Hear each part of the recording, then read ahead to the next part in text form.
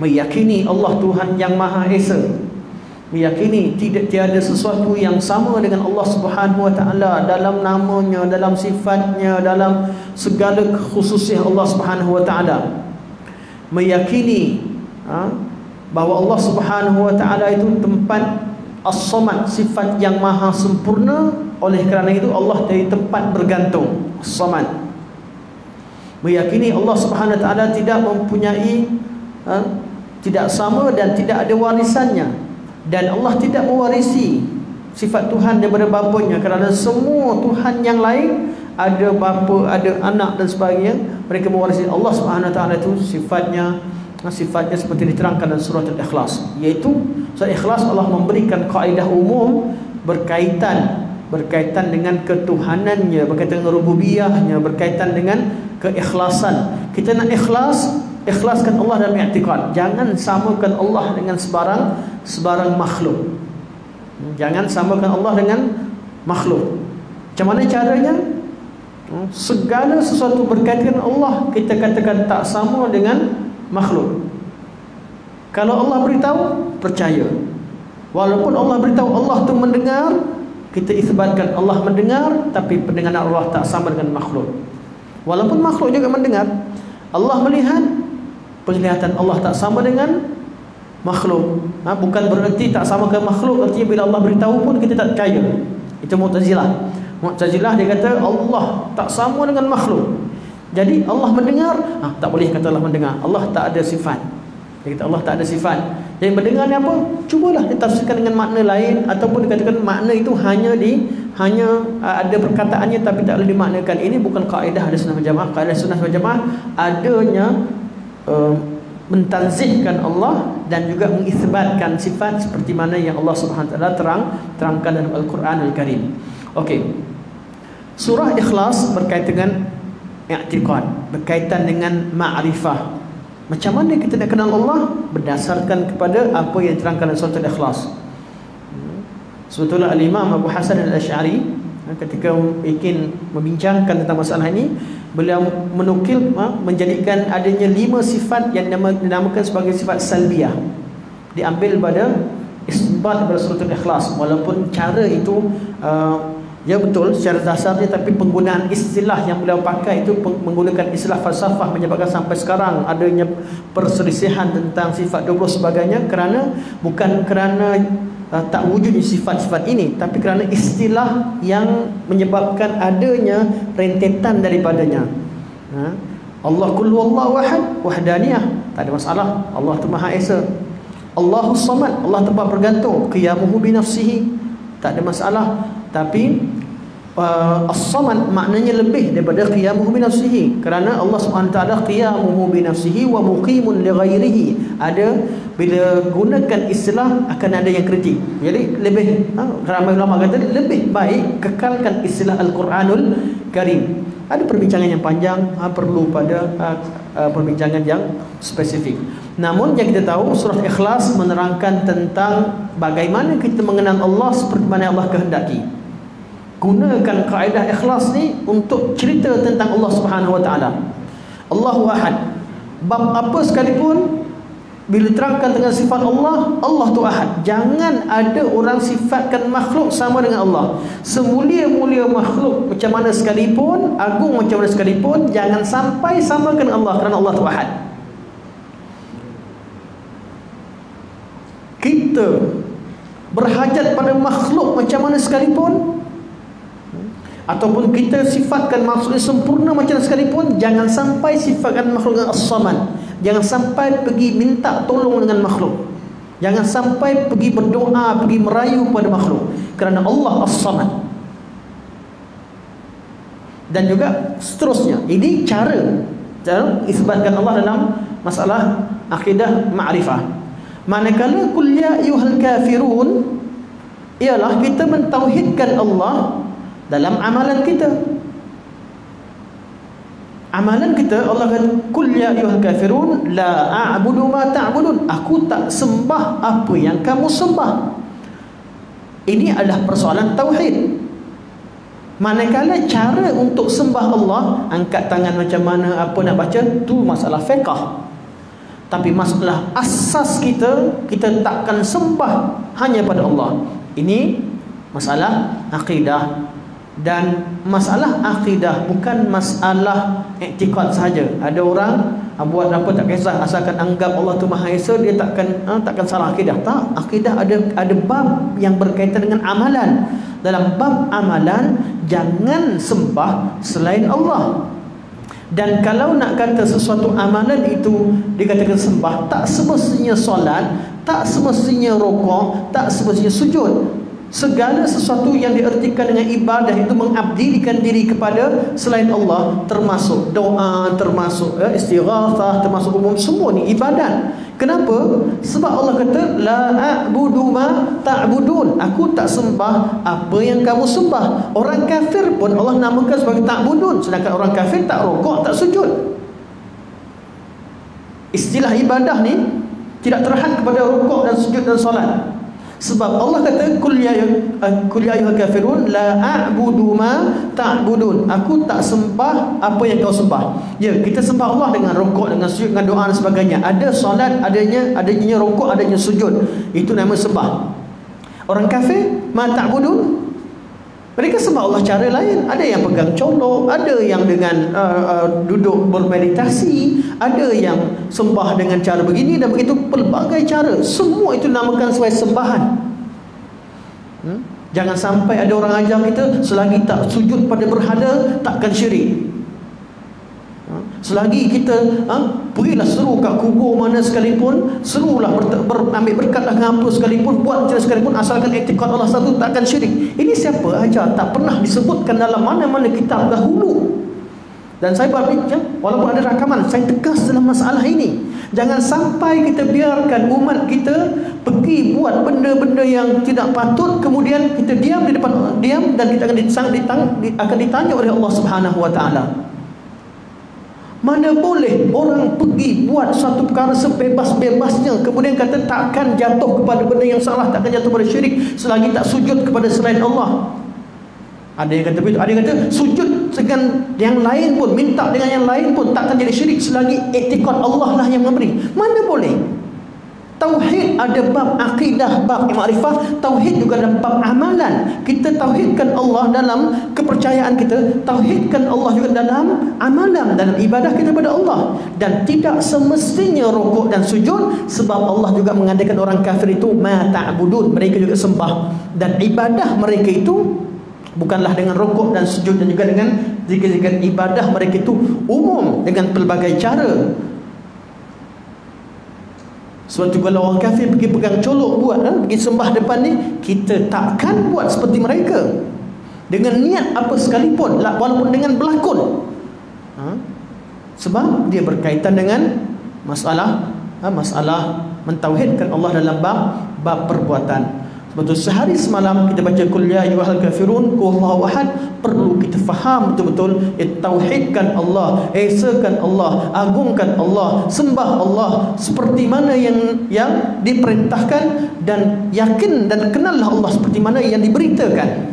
Sembah Allah seperti yang diperintahkan, yakin dan percaya kepada Allah, i'tiqad kepada Allah seperti mana yang diberitahukan. Ini erti tauhidkan Allah. Sebab cerita tentang Allah, cerita berkaitan dengan urusan Allah. Kita cerita tentang ghaib jin syaitan sekalipun, kita tak boleh nak tahu macam mana detailnya, kecuali dengan Allah beritahu bagaimana dengan sifat Allah Subhanahu Wa Taala, bagaimana dengan keadaan berkaitan Allah Subhanahu Wa Taala. Kita bergantung sepenuhnya dengan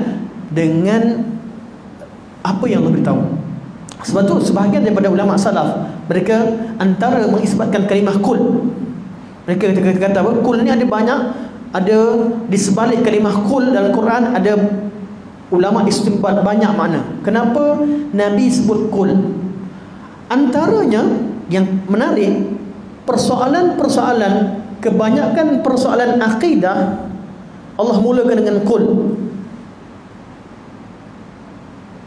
Ada juga masalah fiqh, yas'alunaka 'anil mahid qul huwal adza fa'tazilun, kalau ada soalan. Tapi kalau tiba-tiba qul, kebanyakan ayat tauhid. Katakan, kenapa katakan masalah akidah, bukan masalah logik akal. Masalah berkaitan dengan apa yang Allah perintahkan Nabi sampaikan. Kita nak bercakap tentang urusan agama, terutama berkaitan urusan perkara ghaib, urusan yang kita tak pernah nampak. Otak kita ni dapat maklumat di mana? Kita faham maklumat daripada apa yang kita nampak. Kita akan tafsirkan sesuatu berdasarkan pada pengalaman kita. Kita dapat pengalaman dan kita analisis fakta daripada apa? Daripada apa yang kita pernah nampak, apa yang kita pernah dengar, apa yang kita pernah sentuh, apa yang pernah kita rasa. Deria. Daripada deria inilah yang menghantar input, kemudian otak buat analisis. Perkara ghaib pernah kita nampak, pernah kita dengar suara perkara ghaib, pernah kita hidup, pernah kita rasa, pernah kita sentuh? Tak pernah. Jadi urusan ghaib hanya bergantung kepada berita. Sebab tu dalam ayat Quran Allah kata Alif Lam Mim Dzalikal kitab la raiba fihi hudan lil muttaqin alladzina yu'minuna bil ghaib. Orang yang percaya terhadap perkara ghaib, dan ini sifat orang beriman. Balik kepada kul. Kita masuk terus tafsir. Saya cakap kuat ni nak tegas masalah tauhid, bukan nak panas. Kadang-kadang kalau kita kuat kata, Ustaz keras. Bukan keras, suara kuat tu tegas dalam masalah tauhid. Kul, katakan. Apa makna kul? Pertama, ianya berkaitan dengan talqin.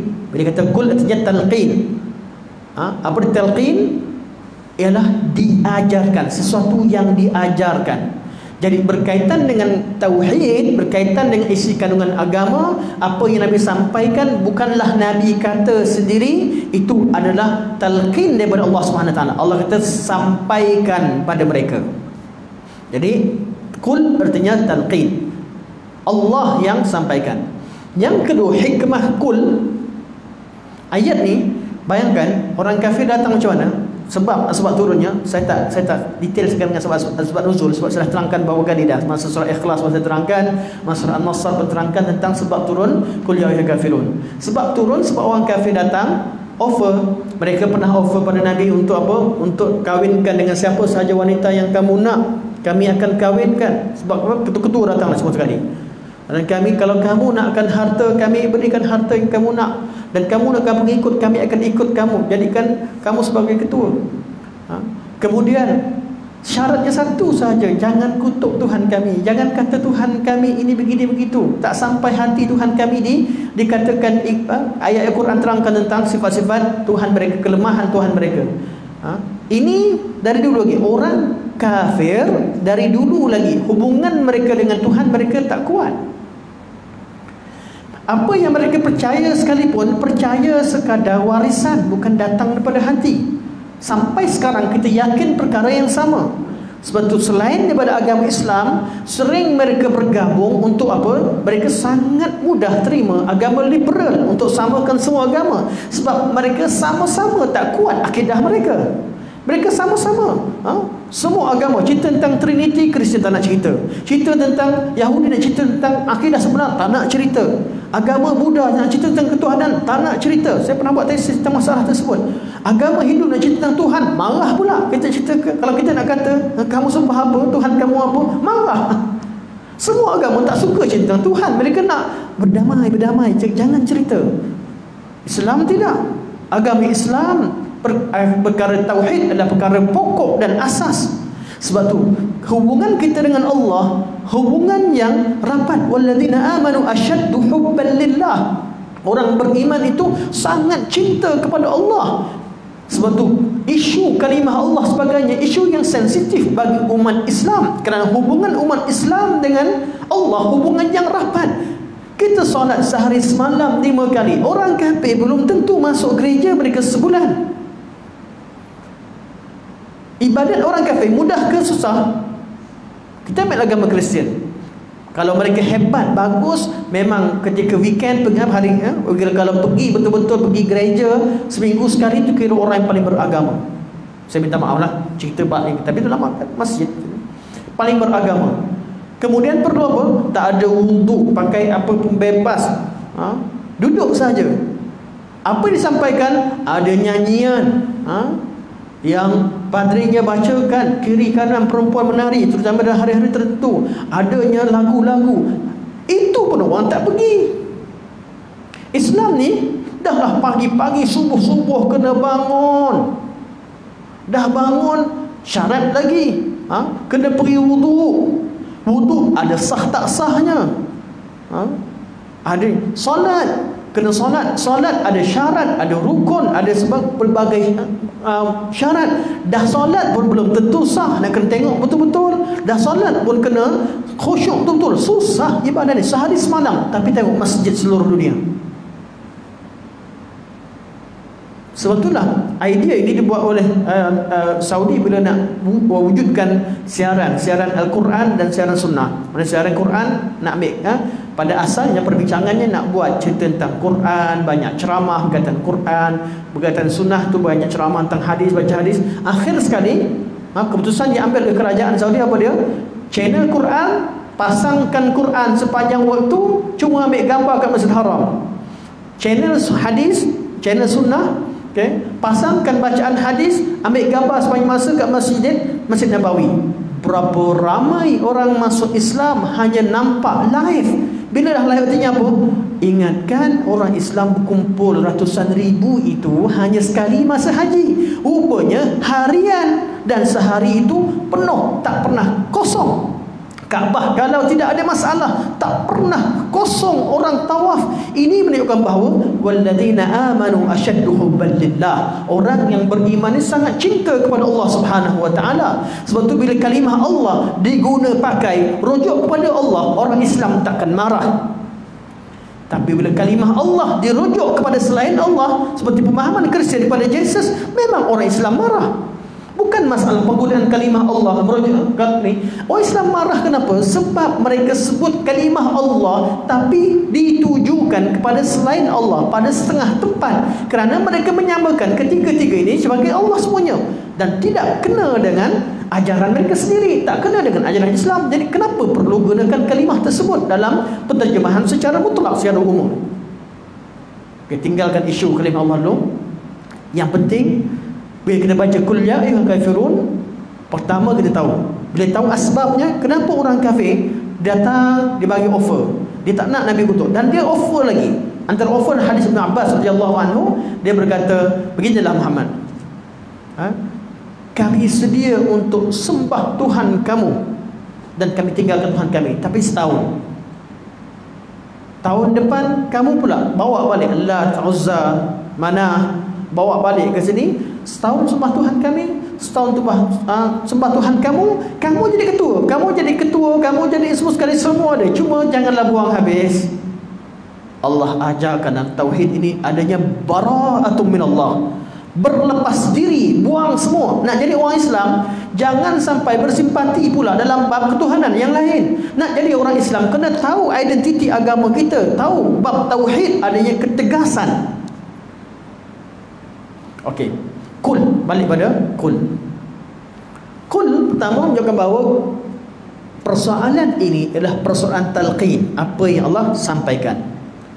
Kul makna faedah kedua pada kul menunjukkan bahawa Nabi Muhammad SAW adalah seorang yang amanah. Amanah. Sebab kul itu perintah Allah kepada Nabi Muhammad. Nabi tak buang perkataan kul, Nabi masih lagi sebut kul, walaupun itu perintahnya kepada Nabi. Contoh kalau kita anak kita pergi kedai, kita kata apa? Long, beritahu dengan Ucu, beritahu pada Ucu, suruh pergi kedai. Along pergi kat Ucu ada apa? Kalau Along ni ikut saya kata, pergi kedai. Senang, selesai. Beritahu pada dia pergi kedai. Tapi Along kata, ayah kata, Along, dia ulang balik. Along, suruh Ucu pergi kedai, ulang balik. Ikutkan ayat, macam janggal, kenapa dia ulang balik? Cukuplah ya ayyuhal kafirun. Tapi tak, Nabi seorang yang amanah. Segala sesuatu yang Nabi dengar daripada Jibril AS, Nabi sampaikan walaupun sepatah kalimah, dan hanya kita bunyi kul. Kalaulah hanya kalimah kul sekalipun Nabi sampaikan dan Nabi tak tinggalkan, macam mana ada orang declare ada ajaran-ajaran yang Nabi rahsiakan daripada fulan dan fulan, hanya spesifik fulan-fulan. Tidak ada suatu ajaran rahsia. Yang ada, jaga ikut maslahah. Perkara perbincangan yang tinggi, janganlah ajar pada orang yang tak faham masalah tu. susun, sesuaikan, ikut kesesuaian. Tapi bukan berarti ada perkara yang rahsia, dan bukan berarti ada ajaran Islam yang otak manusia takkan faham.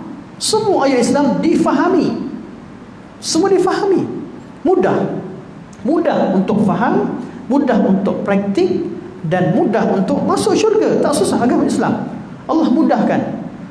Okey, kul pertama talqin. Kul yang kedua artinya Nabi amanah. Kul ketiga dikatakan li raf'il haraj. Apa raf'il haraj?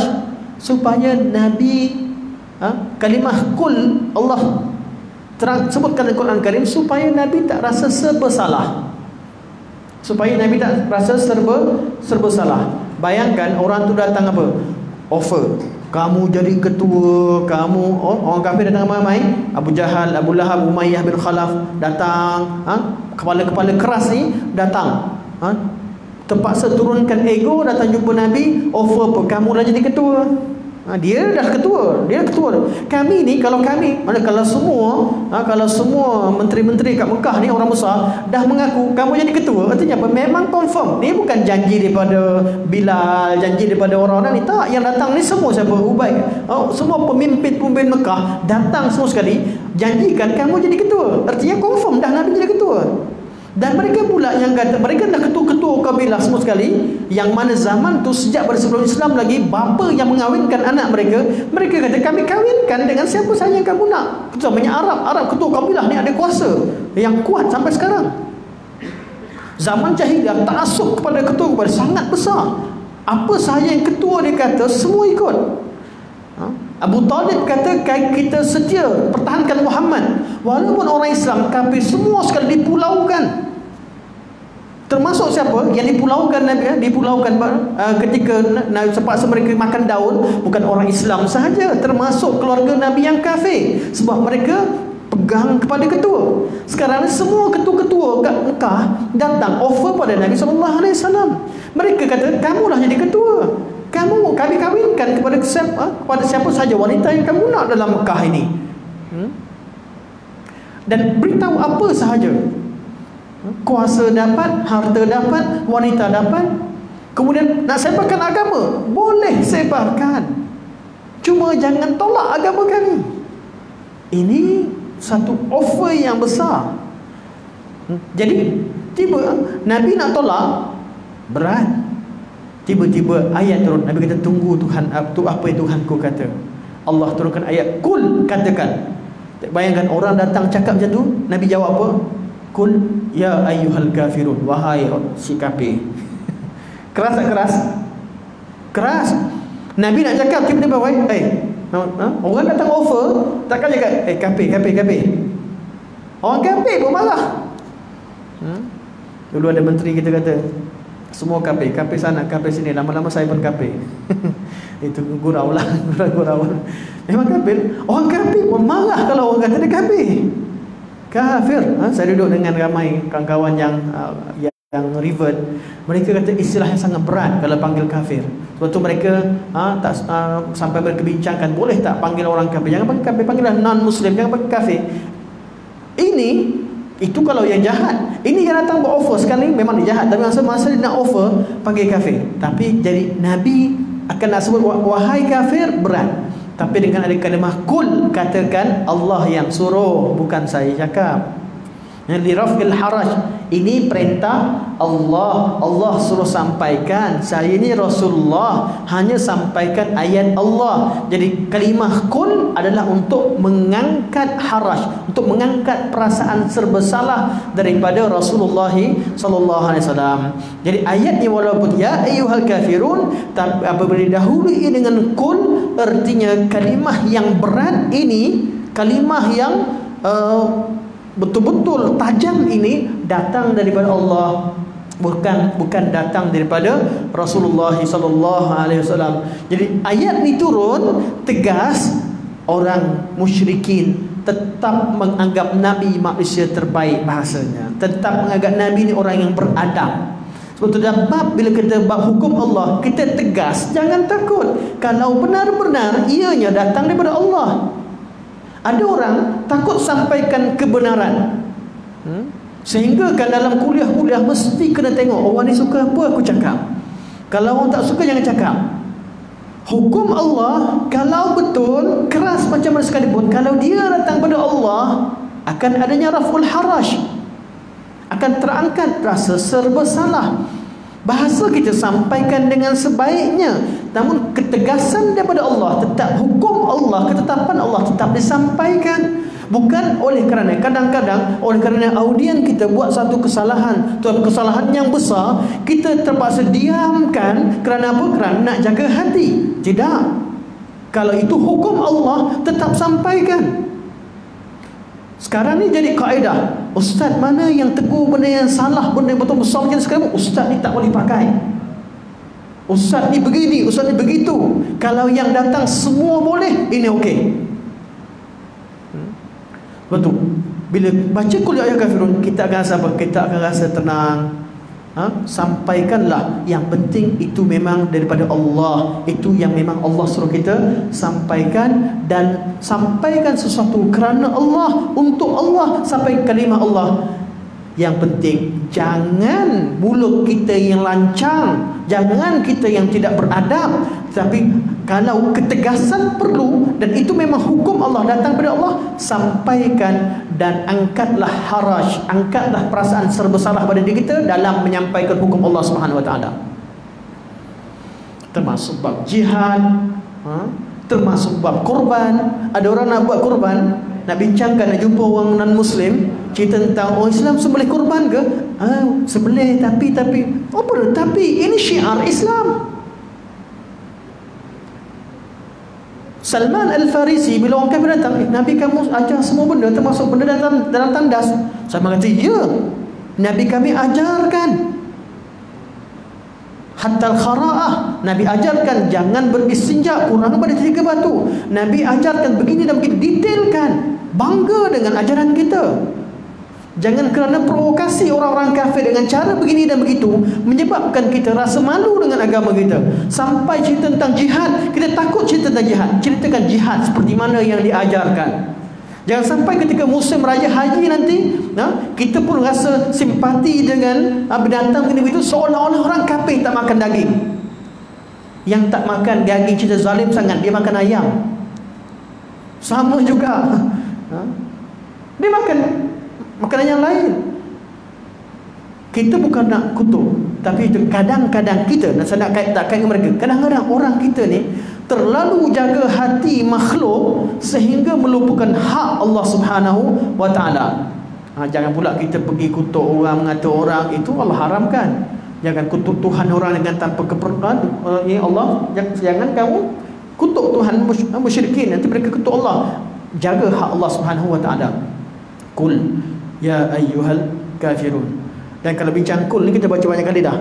Cuma kul ni sampaikan, kalau ke kalimah kul, jumpa kalimah kul, kumpulkan balik semua orang yang belajar dalam bidang dakwah. Kalau bidang dakwah ni mereka cari apa? Cari kalimah kul. Apa yang perlu kita sampaikan, keluarkan balik hukum-hukum berkaitan dengan ayat Al-Quran berkaitan dengan kul, kita akan temukan apa sebenarnya yang perlu kita ajarkan kepada masyarakat. Sebab Allah kata sampaikan, katakan pada mereka. Katakan pada mereka. Okey. Betul ke azan? Okey, 1 minit. Macam dengan azan dia berarti. Kalau dah masuk waktu, hari ini kita call je lah. Kita call saja, akan datang kita sambung lagi ya ayyuhal kafirun. Erti kafir, ayyuhan dan sebagainya kita akan bincangkan datang. Semoga Allah Subhanahu Wa Taala jadikan pertemuan kita yang singkat ini ada kebaikan dan manfaatnya. Semoga yang baik itu Allah terima, dan Allah Subhanahu Wa Taala jadikan itu sebagai salah satu daripada amalan-amalan yang menjadi hujah kepada kita. Dan Allah, kalau ada kesalahan, semoga Allah Subhanahu Wa Taala ampunkan, dan kesalahan tersebut dapat diperbetulkan. Allah bagi hidayah, dapat Allah SWT betulkan kita dengan hantarkan orang yang akan menegur kita dan sebagainya. Ini suatu nikmat yang besar daripada Allah SWT bila ada orang yang menyampaikan kesalahan kita, betulkan kita. Sekadar ini, semoga Allah terima amalan kita. Wassalamualaikum warahmatullahi wabarakatuh. Subhanallah.